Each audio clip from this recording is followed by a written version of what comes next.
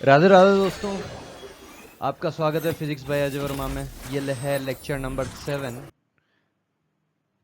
और इसमें हम पढ़ रहे हैं गोलीय दर्पण के रैखिक आवर्धन, बोले तो लीनियर मैग्निफिकेशन के बारे में। दोस्तों, हम जब दर्पण का इस्तेमाल करते हैं, समतल दर्पण का इस्तेमाल करते हैं, तो हमारी जो इमेज होती है वो एग्जैक्ट बनती है, एग्जैक्ट हाइट, एग्जैक्ट विड्थ की बनती है, ठीक है। परंतु जब हम गोलीय दर्पणों का इस्तेमाल करते हैं, तो जैसा कि आपकी स्क्रीन पे दिखाई दे रहा है, क्या होता है, ऑब्जेक्ट तो आपका एक लिमिटेड साइज का होता है, लेकिन जैसे जैसे हम क्या करते हैं, किसी भी दर्पण की फोकस या सेंटर ऑफ कर्वेचर या पोल से दूरी घटाते या बढ़ाते हैं, तो जो प्रतिबिंब होता है उसकी साइज चेंज होती रहती है। समतल दर्पण में ऐसा नहीं होता। समतल दर्पण में आप दूर जाओ या पास जाओ, आपकी साइज सेम रहती है डिस्टेंस के हिसाब से। लेकिन यहां पर क्या होता है, कभी साइज बढ़ जाती है, कभी साइज छोटी हो जाती है। आप जैसे आप पहला वाला केस देख सकते हैं, ये कॉन्वेक्स मिरर है। क्या है, सॉरी कॉन्वेक्स नहीं है, कॉनकेव मिरर है। डायनामो में बेके मैंने बोल दिया, लेकिन ये है कॉनकेव मिरर है। क्या है, कॉनकेव मिरर। कॉनकेव मिरर में अपन ने 6 पोजीशन पढ़ी थी। 6 पोजीशन में अपन इन्फिनिटी से चलते हुए फिर इन्फिनिटी से आगे पहुंचते हैं, फिर सी पे पहुंचते हैं, सी से आगे पहुंचते हैं, फिर एफ पे पहुंचते हैं, फिर एफ से आगे पहुंचते हैं, ठीक है।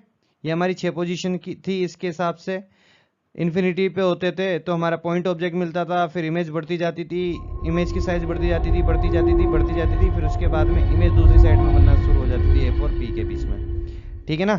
तो सी पे तो एग्जैक्ट साइज की बन जाती थी, लेकिन जैसे जैसे आगे बढ़ते जाते तो हमारी इमेज बड़ी होती जाती थी। इसमें भी आप देख सकते हैं, इमेज एक पर्टिकुलर टाइम पे छोटी है, लेकिन जैसे जैसे दूरी बढ़ती जा रही है, सॉरी ये सेंटर ऑफ कर्वेचर की से आगे बढ़ती जा रही है, जैसे पास में जाती है मिरर के और सेंटर ऑफ कर्वेचर से आगे निकलती है, तो इसकी इमेज बड़ी हो जाती है। और जब ये फोकस से आगे बढ़ जाती है तो इसकी इमेज फिर से देखना, फिर से और छोटी हो जाती है, ठीक है ना। तो ये है कनकेव मिरर का फंडा।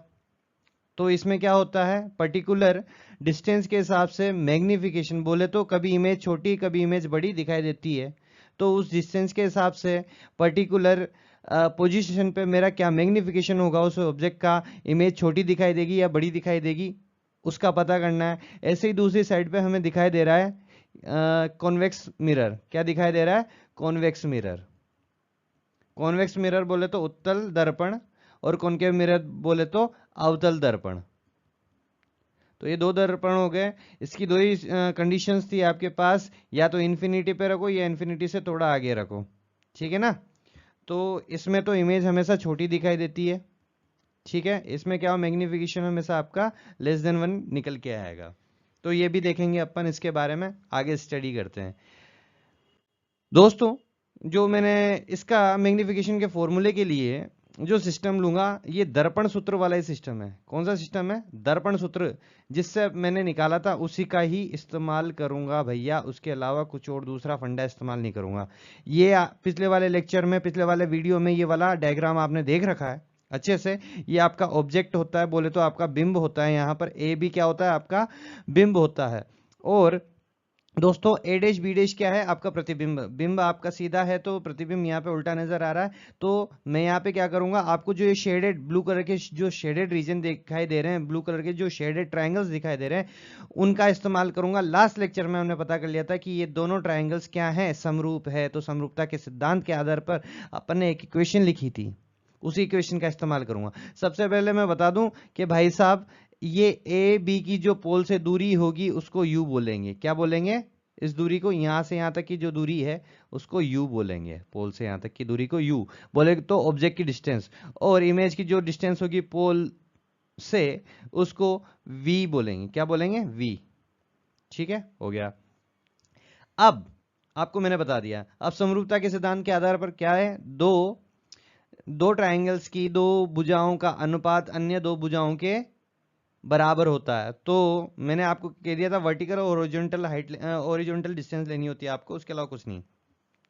तो सबसे पहले मैं कौन सा ट्रायंगल लूं, सबसे पहले लेता हूं मैं इमेज वाला, छोटा वाला ट्रायंगल ले लेता हूं जिससे इमेज बन रही है। तो मैं लिख सकता हूं ए डैश बी डैश।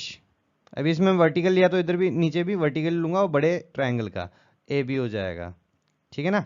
ये लिया है तो इधर भी यही लेना पड़ेगा, ठीक है ना। अब इधर पहले सबसे पहले कौन सा लिया था, छोटा ट्रायंगल लिया था, तो अब ये वाली हाइट ये वाली डिस्टेंस लेनी है, ठीक है ना। इस डिस्टेंस को क्या लिख सकते हैं अपन, v लिख सकते हैं, क्या लिख सकते हैं, v लिख सकते हैं।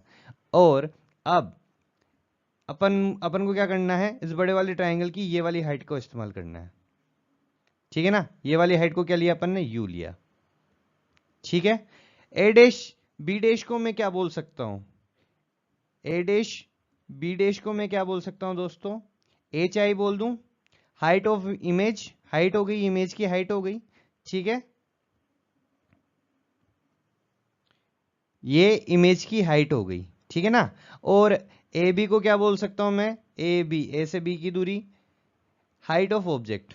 तो अब मैं यहां से इधर जा जाऊंगा, तो मैं लिख सकता हूं H I upon H O, height of image upon height of object बराबर हो जाएगा V, distance of image from the pole and distance of object from pole, U, ठीक है ना।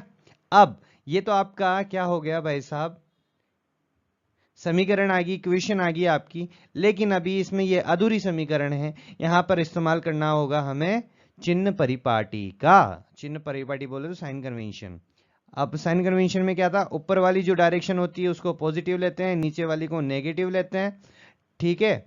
और पोल के जहां से आपकी प्रकाश की किरण आपतित हो रही है उस वाली साइड को नेगेटिव लेते हैं, और जिधर की साइड में आपकी प्रकाश की किरण जाती है उधर पॉजिटिव लेते हैं। तो दोस्तों इधर हाइट में देखते हैं तो एच आई क्या आएगा, एच आई आपका नेगेटिव है तो माइनस एच आई, और आपका जो ऑब्जेक्ट है वो पॉजिटिव है, एच ओ, बराबर आपकी जो इमेज की डिस्टेंस है पोल से वो नेगेटिव साइड पे है तो माइनस वी, और आपका जो ऑब्जेक्ट है वो तो नेगेटिव साइड पर है ही सही, तो माइनस माइनस कैंसिल हो जाएंगे, यहाँ पे H I upon H O, ठीक है। इस वाले माइनस साइन को मैं इधर भेज देता हूं, तो माइनस वी बाई यू आपका फॉर्मूला निकल के आ जाएगा। यही आपका मैग्निफिकेशन का फॉर्मूला हो जाएगा। मैग्निफिकेशन बोले तो m बराबर होता है, ये अनुपात होता है कि भाई साहब आपकी ऑब्जेक्ट की रेस्पेक्ट में आपकी इमेज की हाइट कितनी गुना बढ़ गई या कितनी गुना घट गई। तो ऑब्जेक्ट की हाइट के रेस्पेक्ट में कैलकुलेट किया जाता है, तो हाइट ऑफ ऑब्जेक्ट नीचे आ जाता है और हाइट ऑफ इमेज ऊपर आ जाता है, और यही रिलेशन किसके बराबर आया, माइनस वी बाई यू के। यही आपका मैग्निफिकेशन का फॉर्मूला है। और इसमें खास बात क्या है दोस्तों, खास बात ये याद रखना कि अगले पेज पे ले लेता हूं मैं, कि अगर यदि m का मान क्या होगा, एक से ज्यादा है तो इमेज कैसी होगी, बड़ी होगी। अगर एक से कम है तो इमेज छोटी होगी। यदि एक के बराबर है तो जो सेम साइज की होगी, क्या होगी, सेम साइज। ये तो हो गए आपके बड़ी छोटी और सेम साइज के कंसेप्ट। लेकिन अब एक कंसेप्ट है कि आपका जो मैग्निफिकेशन का मान है वो क्या हो सकता है, पॉजिटिव भी हो सकता है और नेगेटिव भी हो सकता है, ठीक है। अब हमेशा याद रखना, अगर आपका मान m का मान पॉजिटिव होता है तो इसका मतलब होता है कि आपकी इमेज एक तो पहली बात सीधी है, उल्टी नहीं बन रही है, सीधी बन रही है, और आपकी इमेज क्या है, आभासी है। क्या है, आभासी। आभासी बोले तो पोल के दूसरे साइड में बन रही है, ठीक है ना। आपको बता दिया था आभासी और क्या होता है। अपन को जहां पर इमेज को मतलब इमेज बनाने के लिए अपनी प्रकाश की किरणों को एक्सटेंड करने की जरूरत पड़ जाती है, वही इमेज क्या हो जाती है, आभासी होती है, ठीक है। अगला अगला वहां मजदूरी नो, ठीक है। हाँ, m बराबर क्या है, नेगेटिव। अगर नेगेटिव आता है तो इसका मतलब है आपकी इमेज उल्टी है, सॉरी उल्टी लिख लिया मैं ना, उल्टी है, और आपका जो इमेज है वो क्या होगा, वास्तविक होगा। मतलब आपको यहाँ पर प्रकाश की किरणों को एक्सटेंड करने की जरूरत नहीं है। जो परावर्तन होगा, परावर्तन के बाद जहाँ पे एक दूसरे को काट रही है ऑटोमेटिकली, जहाँ पे काटना चाहिए वहाँ पे काट रही है, तो वो वास्तविक इमेज बन जाती है, ठीक है दोस्तों। अब कुछ ऐसा, जैसे एग्जाम्पल फॉर एग्जाम्पल आपका m बराबर हो गया प्लस का 1.25। सबसे पहले साइन चेक करो, यहाँ पे प्लस आ रहा है, प्लस का मतलब क्या है, सीधी और आभासी है। और 1.25 इज ग्रेटर देन 1, एक से ज्यादा होता है, तो एक से ज्यादा होने का मतलब है कि इमेज बड़ी निकल के आ रही है ऑब्जेक्ट से 1.25 टाइम्स। ठीक है ना। अगला एग्जांपल, m बराबर आ गया माइनस का 0.25 आ गया, तो इसका मतलब सबसे पहले साइन देखो, साइन का, नेगेटिव साइन का मतलब क्या होता है, उल्टी और वास्तविक इमेज। आपकी इमेज कैसी है, उल्टी और वास्तविक है। अब आपको साइज देखना है, तो साइज के पीछे नंबर को देखो, नंबर एक से बड़ा है या छोटा है, छोटा है भाई साहब, तो छोटी इमेज आपकी बनेगी, ये ऑब्जेक्ट से काफी छोटी इमेज बनेगी। ठीक है, ये है अपना फंडा मैग्निफिकेशन का। आई होप दोस्तों आपको पसंद आया होगा, पसंद आया हो तो ठोको लाइक, सब्सक्राइब करो, और कुछ कमी हो तो मुझे जरूर बताएं। धन्यवाद, राधे राधे।